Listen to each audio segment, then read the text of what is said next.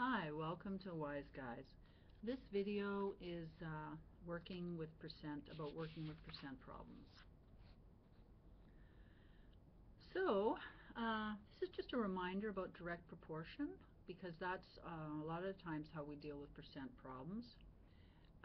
A direct proportion is an equation that states that two ratios are equal, and if you need reminding on direct proportion, there's some videos on that. So 4 divided by 9 equals 12 over 27. We know that to be true. We can divide top and bottom by 3 here, and we end up with 4 divided by 9. So these two are equal. Or we can say this relationship is equal, which we know is true. So a ratio is essentially a fraction, and a proportion is two fractions that are equal to one another. And that's the approach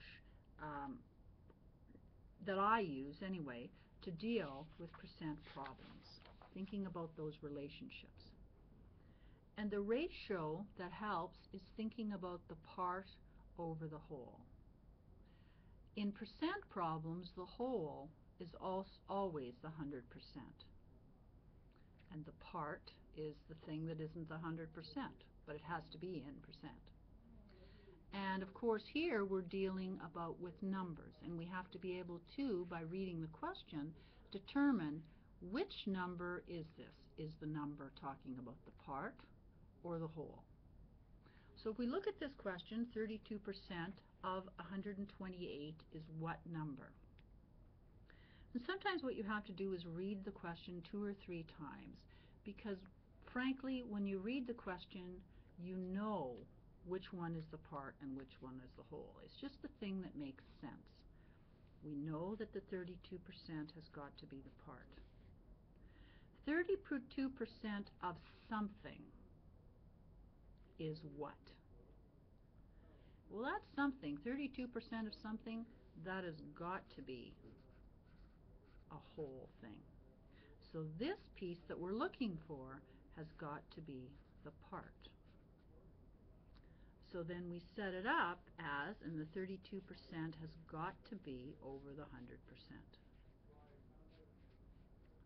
And what are we looking for? We're looking for the part, and that has to be over the whole thing, which we, from reading the question a number of times, have determined is the whole. And that's supposed to be an 8. Now again, we want x by itself. So then we multiply on this side by 128, and we multiply on this side by 128.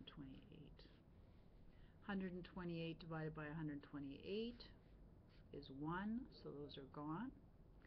And we're left with x equals, I'm actually just going to do the division here. I'm going to get rid of the percents. 32 divided by 100 is 0.32.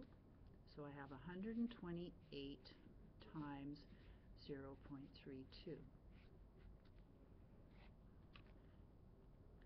So 128 times 0.32 equals 40.96.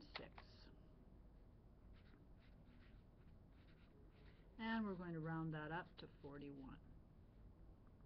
Okay? So 41 would be the answer to that question. And it sometimes helps to do a check. So let's take our 40 and divide it by 128 equals, and that should give us our 32. Bingo. So 0.32, there it is. We're good. Next question. 65 is what percent of 260? So then again, it helps to read the question more than once. What are we talking about here? The 65, which is the part and which is the whole? And it's not always the smaller number. So 65 is what percent? Notice that it's saying that 65 is the percent. So that means this has got to be the part, because the percent is always a part. Okay? Remember, in percents, there is a number, and it's always over 100%. So again, part over whole. We're being asked for the percent, that's the question mark, so that's the thing we're trying to find. And these numbers, 65 is what percent? That relationship tells us that the 65 is the part, because it's talking about the percent. What percent of 260? The 260 has to be the whole. And again, doesn't mean because that number is smaller, it could be 365. But it's saying that that number is the percent. So now we have this set up. I'm just going to rewrite it. X divided by 100% equals 65 over 260. I'm solving for the X, so I'm going to multiply this side by 100%. If I multiply here by 100%, I have to multiply here by 100%. These two cancel, because 100% divided by 100% is 1. And I end up with X equals 65 times 100% divided by 260. Just put that in the calculator. So 65 times 100 divided by 260 equals 25. Oh, that's nice. It's 25. Now notice that we have a percent here. That percent has to carry along. It's just like a unit. And we end up with 25%. Okay. And you can always do a check. Let's just do a check.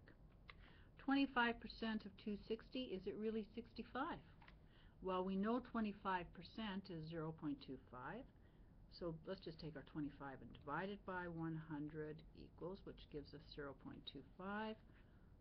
Multiply it by our number, our whole number, which is 260, and we end up with 65. So we're good. Okay? All right.